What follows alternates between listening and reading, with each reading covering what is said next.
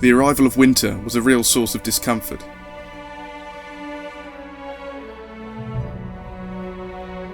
Although we were issued with effectively lined tank suits, the intake of air for the tank's engine came as a freezing blast through the turret hatch, which further increased the chill, particularly for the commander. Sleeping outside became a problem, especially on snow-covered ground, which had to be cleared before our tarpaulin cover could be pitched outside the tank, and if there was additional snow in the night, its weight caused the makeshift covering to droop. It was also necessary, with vehicles at a standstill, to keep the engines running, to prevent them from freezing up. We were still better off than the infantry, of course, equipped as they were only with greatcoats and ground sheets. Montgomery's directive to the 21st Army Group was issued on November 2nd. The operations to open Antwerp and drive the enemy north of the Lower Maas in southwest Holland would be completed. Then 2nd Army would drive the enemy east of the Meuse in the Venlo area. This required a regrouping of forces, in which the 1st Canadian Army would take over the front in the north from the sea to the Reichswald Forest. British 2nd Army would then extend its flank southwards to Gielan-Kirchen, taking over some of the 12th Army Group front. Those American divisions, such as the 82nd and 101st Airborne, which had been lent to 21st Army Group for the Arnhem operation, would be returned to the American Army. At very short notice on November 8th, our tanks were loaded onto transporters and moved to the area of Sittard, just to the east of the Meuse, and in the general area of Aachen. Aachen had been captured earlier by the Americans, after a terrific battle, and it was the first big German town to be taken.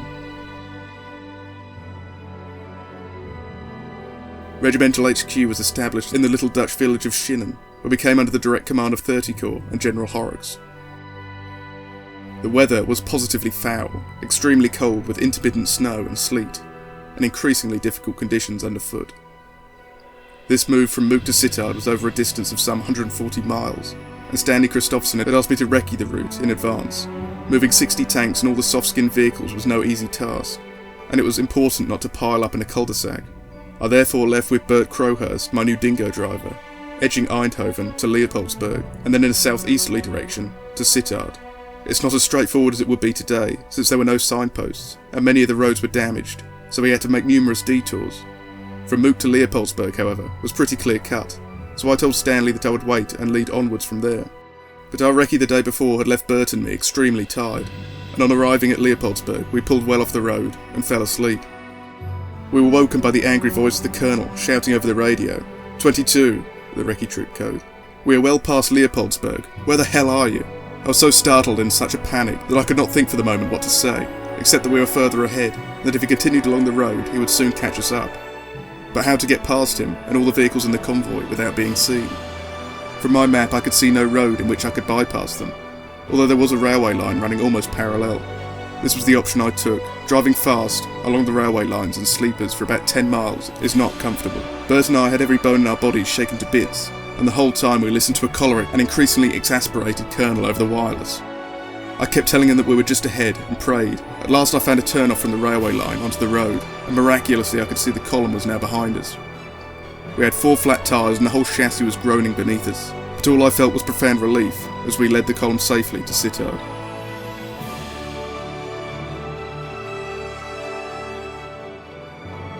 General Horrocks had decided that 8th Armour Brigade would support 2 different divisions in the coming assault. 4th, 7th Dragoon Guards and 13th, 18th Hussars would support the 33rd Division, while the Sherwood Rangers were allotted to a brand new American division. The 84th US Infantry Division, the Rail Splitters, were newly come from America and had not yet been committed to battle, so they needed an experienced armoured formation to help them on their baptism. Horrocks had plumped for us because of our previous happy cooperation with the US units, and because he personally had high regard for the Sherwood Rangers. A new division will need someone to lead them, he said, and you are the boys for the job. He told the Americans, I'm giving you the most experienced armoured regiment, the Sherwood Rangers. The Sherwood Rangers moved to Pallenberg, a coal mining town, and very desolate place at the time, because it had been devastated by shellfire, and its roads were rivers of mud from the recently heavy rains, and the constant movement of large vehicles. I accompanied Regimental HQ wherever it went, and at Pallenberg the destruction was such that we had to establish sleeping quarters in the cellars of what buildings remained, using ground floors as offices. All of us at Regimental HQ had to meet and get to know our American opposite numbers, who asked us a lot of questions about our battle experience. They were itching to get into action and prove themselves, but the dreadful weather conditions did dampen enthusiasm somewhat, and there was understandably some nervousness at the expected strength of the German defences. It was certainly not the best of circumstances in which to be taken an untried unit into battle. I spent my time assimilating intelligence information, especially map work, and then relaying it to the squadrons in appropriate format. For this purpose I had to spend much of my time toing and froing between Brigade HQ and the American HQ, to find out whatever was available from air reconnaissance, wireless intercepts, and intelligence summaries. I also had the essential task of keeping A and B echelons informed of where the Sabre squadrons were, so that these could be resupplied, or any tank which got bogged down could be recovered. Some of this could be done on the wireless, but I was also on the road with my dingo for much of the day, as I shuttled backwards and forwards. The job did not require any particular high intelligence, just an active dog's body. Much of my time and energy was devoted to planning and preparing for the upcoming operation. An added complication to the preparation for this battle, that we were having to operate with various funny tanks to breach the Siegfried line, flame-throwing crocodiles, mine-clearing flails, and obstacle-clearing AVREs were part of the plan. And on November 17th, all the armour carried out a dress rehearsal of the breaching part of the operation. The weather was very wet, and much of the potential battle area a sea of mud, so the tanks kept getting stuck. The battle for us began on the next day, November 18th. 2 days previously, the US 2nd Armoured Division attacked on our right, securing their objectives. Now we were to go in with 334 Regiment, and the objective of securing the high ground east of Gielenkirchen and Prummern. Because of my particular job writing up the diary each night, I had more objective and detailed view of this battle than any so far recorded, but I was also behind the main actions being fought, so my account may lack immediacy and excitement. The battle essentially consisted of a 6-day slogging match against the carefully prepared concrete defensive positions. These defensives consisted of a number of pillboxes, surrounded by wire and mines, and with walls so thick that the Sherman 17-pounders could not penetrate them, not since D-Day had we encountered such obstacles. The artillery barrage started at 3:30 AM on November 18th, and the attack commenced at 5 in artificial moonlight, created by very effective batteries of searchlights. By midday, A and B squadrons leading the attack had achieved their objectives, taking the high ground northeast of Gielenkirchen and the village of Prummern. 350 prisoners had been taken, and about 6 pillboxes captured or knocked out. The Sherwood Rangers could justly claim to have been the first British troops to breach the Siegfried line. This had not been achieved without cost. The American infantry of 84th Division made up for any lack of experience with outstanding courage, but their casualties were considerable. In A Squadron, Lieutenant Crosby and Trooper Plowman were killed outright by an armour-piercing round through the turret, and there were several wounded. These included the redoubtable Sergeant Dring, who was attempting to repeat the tactics he had used in Normandy of stalking German tanks on foot, an approach which had already earned him the MM and bar. He and his gunner had knocked out more German tanks than anyone else in the regiment. He had been continuously in the thick of the action since El Alamein, but this time he came across a panther which he thought had been knocked out, only to find that it was very much alive and shooting at him. A high explosive shell landed very near him, and he was lucky to escape with a badly wounded hand, which put him out of the war for good. John Semkin leading A Squadron was also fortunate. His tank drove over a cluster of 4 mines which exploded simultaneously, but there were no casualties. He was to have another 2 tanks destroyed by mines under him that day, and in the afternoon Padre Schinnen, worried that he was missing, went forward to try and find him. Eventually he came across a small captured pillbox and found John inside, reading poetry. He remained rather confused for some time by what was presumably some kind of delayed concussion, but by the evening had recovered his customary blasé good spirits and balance. The battle continued fiercely on November 19th. The weather remained awful and the ground was a sea of liquid brown mud, in which no wheeled vehicle could move. Most of the action was undertaken by B and C squadrons, as they cleared and consolidated the areas captured the previous day, and tried to move forward to the village of Worm. Peter Sellery, who had only recently returned from being wounded in Normandy, had his tank destroyed and was wounded again in the arm and thigh. John Holmes, who had distinguished himself at Beek the previous month, was hit in the head by shrapnel and died half an hour later, along with 2 of his crew, Trooper Ashmore and Trooper Driver. Also on the same day, Lieutenant Charles, Lance Corporal Cornish, Trooper Gasson, Trooper Walsh and Corporal Hewitt were all killed. Corporal Whitfield, one of the most experienced fitters in the regiment, was killed when he stepped in a mine while trying to recover a bogged-down tank. it was not until November 23rd that the Padre could retrieve Whitfield's body and bury it. Progress remained painfully slow. The enemy's defences were strong, and both the weather and conditions on the ground were terrible. And more pictures have now arrived showing the Anglo-American capture of Geilenkirchen. Capture and occupation of Geilenkirchen was a combined effort by men of General Dempsey's Second Army and by American forces fighting by their side.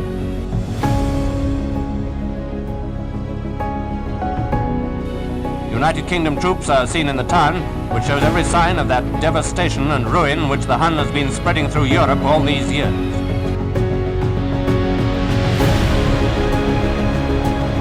In one ruin, there was a copy of the Adolf Hitler book. No doubt they'll know what to do with that.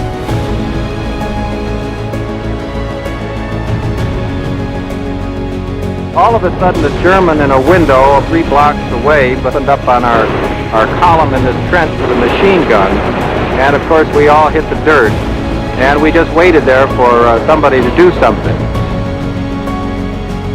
Finally, a British tank lumbered up the street off to our side and fired 2 shells right into that window.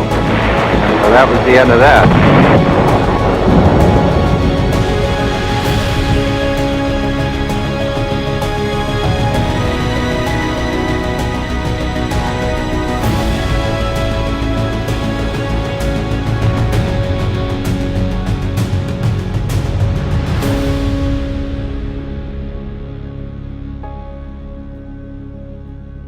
Geilenkirchen eventually fell, but not without further losses.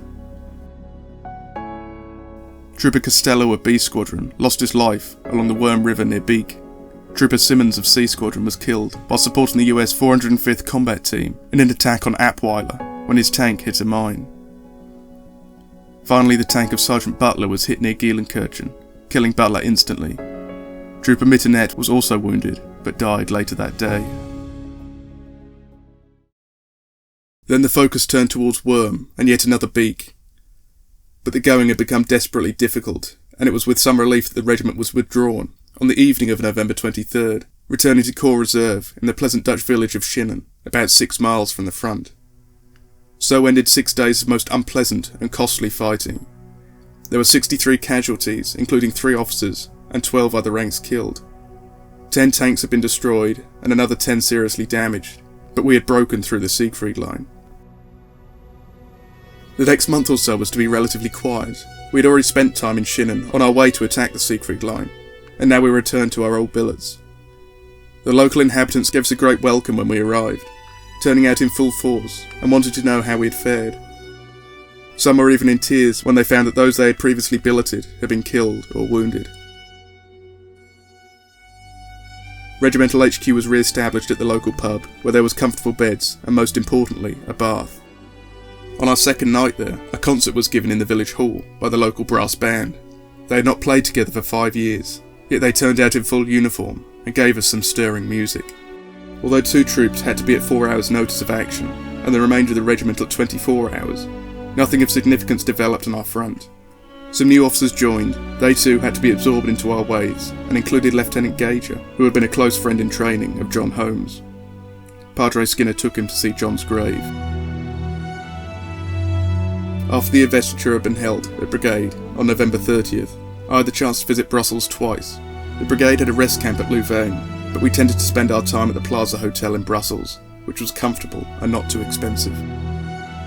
It was also now possible for those who had been out 6 months to get UK leave. We decided that we would put illegible names into a hat and hold the draw on Christmas Day. Our preparations for this were only mildly disturbed by the start of the German offensive in the Ardennes, which began on December 18th. This put us on alert and required us to man a defensive line to the east, but the fighting was to be confined to the American sector, and, much to everyone's relief, our involvement was not required. The German attack did, however, have the effect of postponing 30 Corps offensive on the Reichswald. We also heard that a German SS officer had been caught in a nearby village wearing American uniform and subsequently shot. In early December, I received my first letter from my father for 3 years. It had been written in May 1942 from Stanley Camp, and taken 2.5 years to reach me, by I know not what route. It was addressed to my brother Peter and me, so I wasted no opportunity in copying it out in a letter to him, in England. The brevity and deliberate understatement of my father's letter, and the fact that it was so out of date, made it difficult for me to come to terms with my parents' situation. The story would reach its conclusion, of course, but not before the end of the war, and it was likely that the war in Europe would finish before the one in the Far East.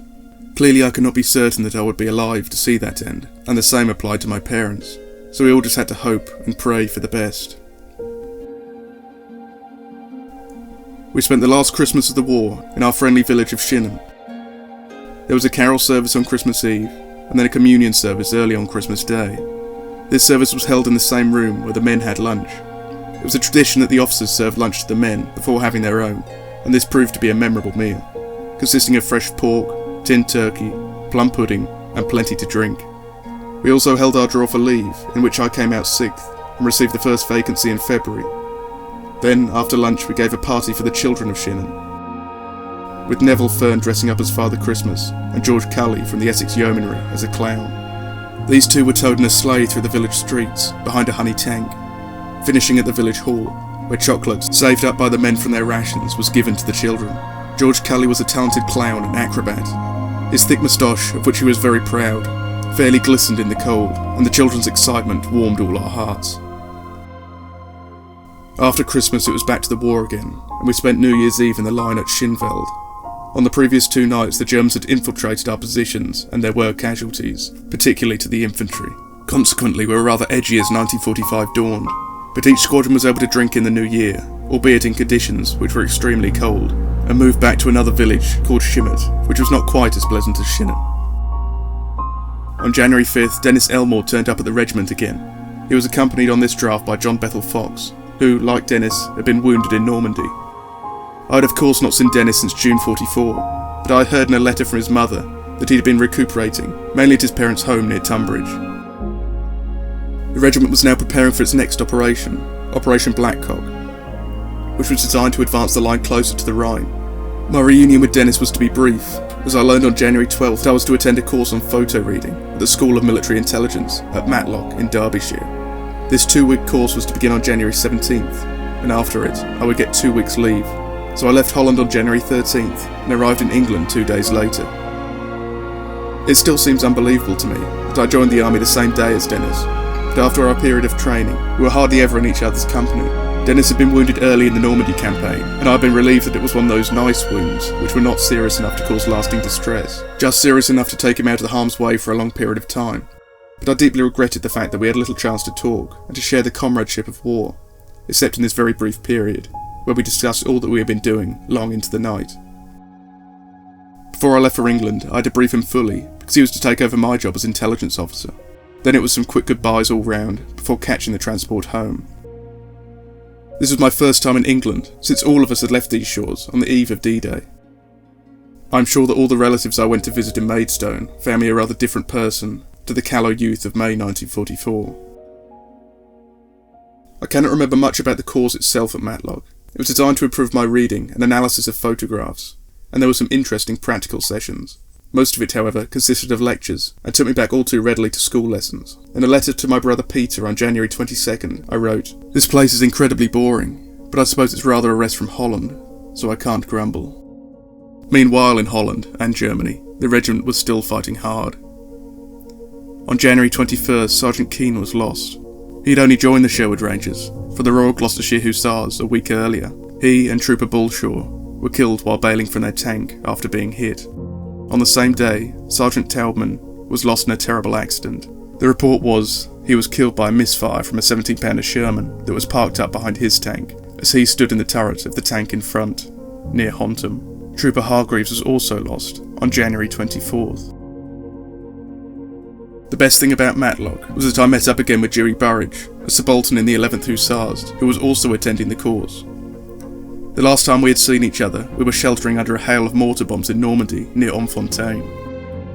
When the course ended, both of us were due a week's leave, which I spent visiting friends and relations.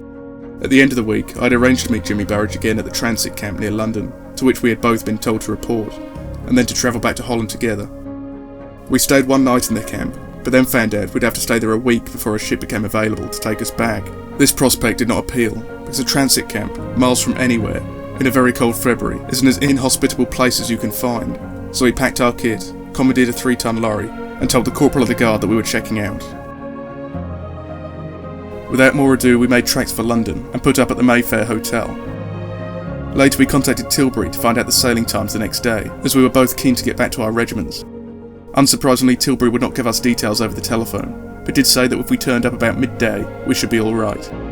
We duly turned up the next day at Tilbury Quay, without further mishap, and tried to find a ship to board. The embarkation officer had different ideas, and told us that we would have to go to a nearby transit camp to collect the right papers, and then come back the following day. This seemed absurd, and we told him with some vehemence, but we were nonetheless firmly shepherded back to the quayside. We then collared an inoffensive dockhand, tipped him 5 shillings to take our kit on board, made a dash up the gangway, and went to hide in the lavatories. There we reckoned we would stay for a couple of hours until the ship sailed. We stuck this for over an hour, but then Jimmy, somewhat against my better judgment, declared that he was bored, and suggested that, if we went into the lounge and mingled with the other officers, we would surely not attract any undue attention. All would have been well if some steward had not asked us if we had a cabin. We told him that we were fine and not to concern himself with the matter, but he insisted on seeing the head steward, and it was not long before we found ourselves once more in the presence of the embarkation officer. The embarkation officer lectured us sternly, and then called the military police to escort us off the ship. We were marched ignominiously into the security office, where our identities were checked. All might still have been well, but Jimmy had unfortunately lost his identity card, and I was left to reflect that I had not chosen my partner wisely for this little escapade. We were both accused of being deserters, trying to escape from the United Kingdom, and a message to that effect was telegraphed to the GOC South Eastern Command. We were taken off under escort to another transit camp. The camp consisted of tents in the middle of a field, and was 100% worse than the previous one. It was also another freezing cold February day and night, but this time my luck was in, because just as I was drawing blankets for the night, who should walk in but Bill Enderby, my Sea Squadron second in command on D-Day when he had been wounded. If there was one person on Earth who could wangle anything, it was Bill. He phoned the GOC South Eastern Command, with whom he knew, and received permission to put himself in charge of the whole draft for the next day, and saw that we were on it.